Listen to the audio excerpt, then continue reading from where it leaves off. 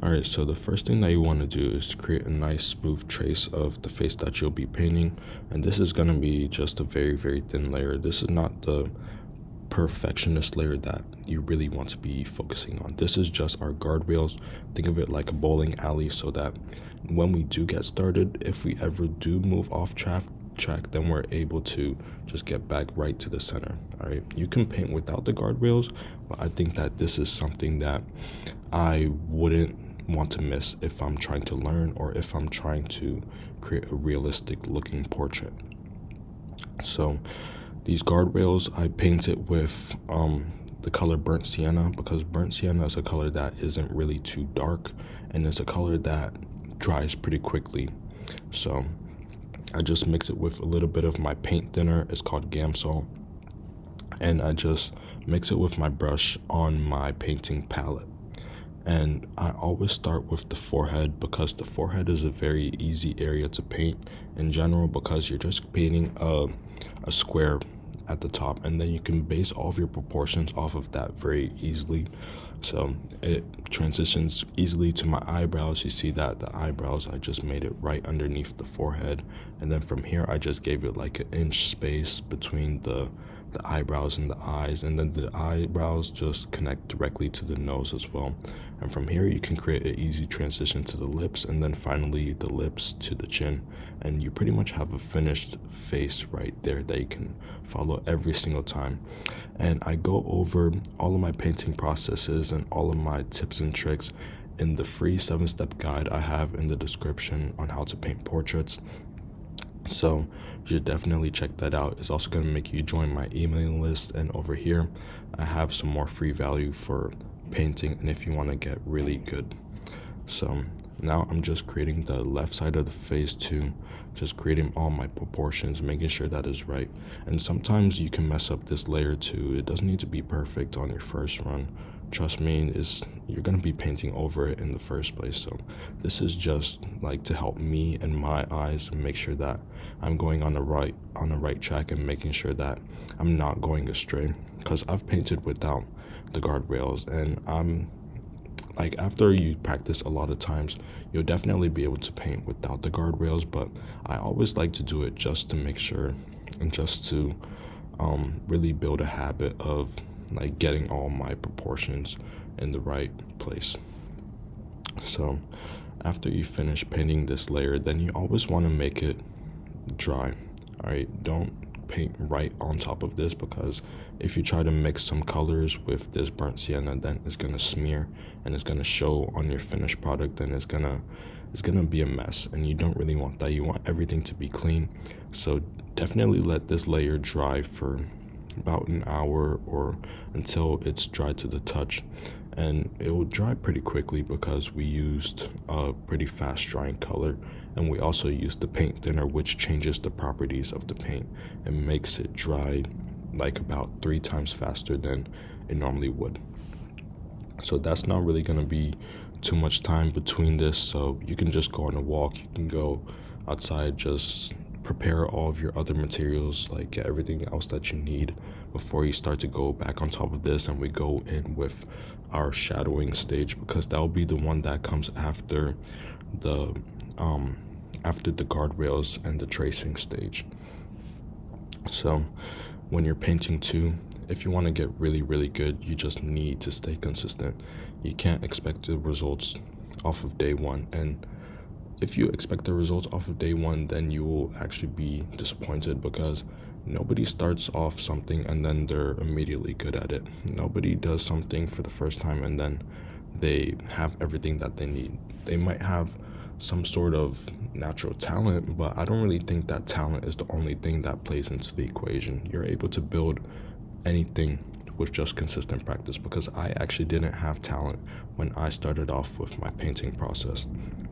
I was just a kid that enjoyed painting, and I did it so much to the point that I just kept on getting good at it, and I learned some different things along the way that made me faster, that made me better, that give me better results, and that's what I'm sharing right now with everybody, because you shouldn't be wasting time in your process. I'm only going to give you the essential things that you need, because painting should be something that you find enjoyment in, and you're able to have confidence to say that I am able to paint anything that I want, and I'm able to develop my abilities. I don't rely just on talent, because art is not just talent. I really don't think that is that. As much as so much people think that art is just talent, I'm going to teach you that is not only talent, and that you are able to develop this skill with proper practice and proper attention to the things that actually matter. So I finished with the shadowing stage right here. I used my burnt umber, and the shadows really show like over top of the eyelids right here, and you're also going to use it for like tracing around the hair to see where the separation from the hair and the face will be. Everybody will have different shadows in their face. Some people will have like a deeper brow bone, some people will have deeper cheeks, some people will have like some more shadowing underneath the nose. It's all about figuring out where all the right colors will go, and as you do it more and more, then you'll be better at like distinguishing where the burnt umber will be.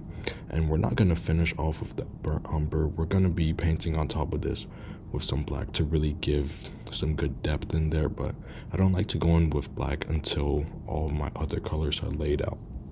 And for this portrait specifically, I used a pinkish color. Is different than the normal colors that you use, because the lighting in this photo was very cool, and it was a little bluish. So normally I'd use a warmer type of tan, but the pink will really work well in this situation. So I just like figured out what was a good mix, and you can always adjust it with just adding some more white with the base color. So if you want to create the same color that I did, I mixed in some burnt sienna with some white to lighten up the brown, and also mixed in some magenta to give it that pink tone.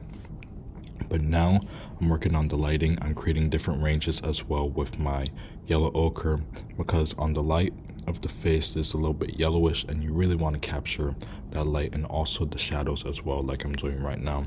So the shadows, I'm just using my teal and using some more white in there to lighten up the blue. So I also use the same blue for the eyes, because the eyes are reflecting that blue light on the right side of his face, and it's not reflecting that yellow side on the left side of his face. So now is the part that I'm actually starting to darken up all of these places that I used the burnt umber for, because now is a phase that I've actually laid out all of my other colors, and I feel pretty confident going in with black, which is a pretty strong color.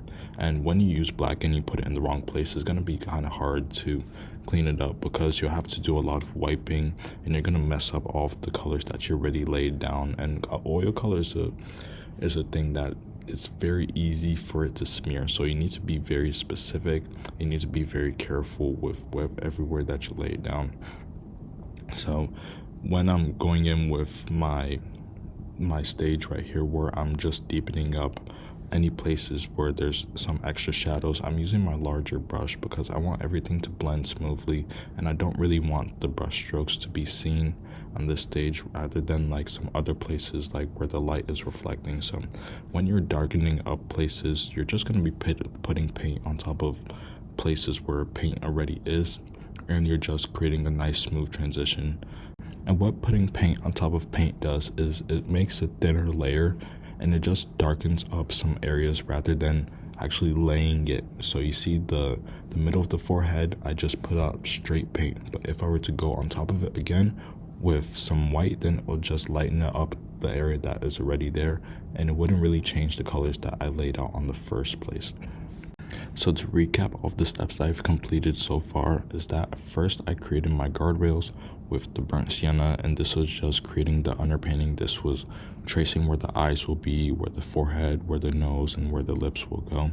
And then from here I went in with my burnt umber, which is a really dark brown, and this is what I use instead of black. So this is what I use for the areas where the deepest shadows will be on the photo. So this is like on top of the eyes, underneath the bone right there. I also put it around his head, so match where his hairline will start and where the skin will end.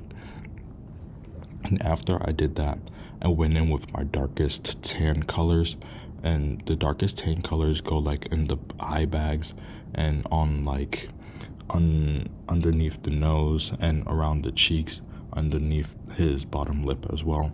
And how I got this color is I took my burnt sienna, I mixed it with some white, and that after I mixed it with some white, you'll get a light brown color.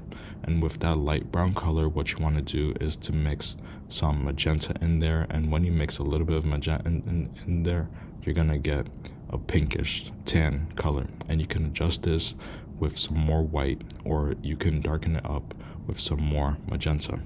So after I did this, I took a little bit of my ultramarine blue on my palette, and I mixed it with that color that I had, and just like a very, very tiny amount. You don't need a large amount at all. This blue is very powerful and it goes a really long way, so you don't want to use a lot at all. And what this blue will do is that it will actually desaturate that tan color, and it'll make it like a darker color to match the one that I put on the canvas right here. So when you get that color, you're gonna put it in all of those areas where the shadows show. So those cheeks, underneath the nose, and underneath the eyes where the eye bags are, and underneath the lip.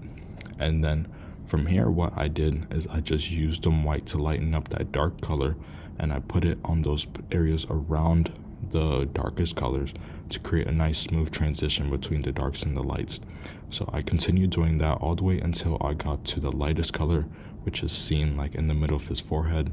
And then from there, I went in with my yellow light, which I just mixed in some yellow ochre with some white, and I put that on the left side of the face.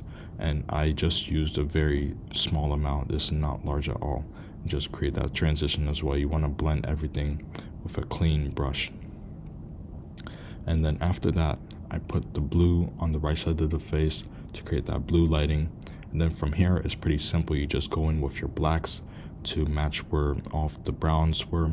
And then from here, you're just creating some more details with your burnt umber mixed in with some white.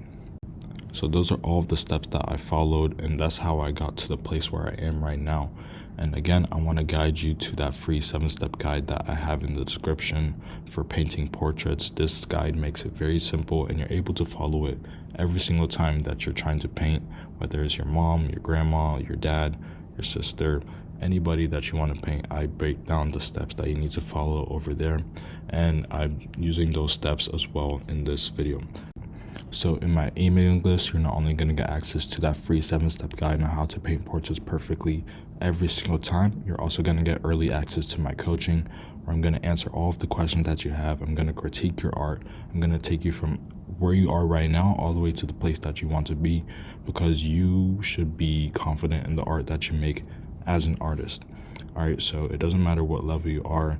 I'm going to help you out. I'm going to be there, and I'm going to give you that help that you really need, because I think that everybody should get tailored help based on where they are right now, and they shouldn't be getting some advice that somebody at the upper level should be getting. So over here, you're also going to get some recommendations on the certain materials that I like to use, the certain brushes to get, the certain canvas to use. So if you really want to take this seriously, this is the perfect place for you. So I want to thank you all for watching this video, and I'll see you all in the next one.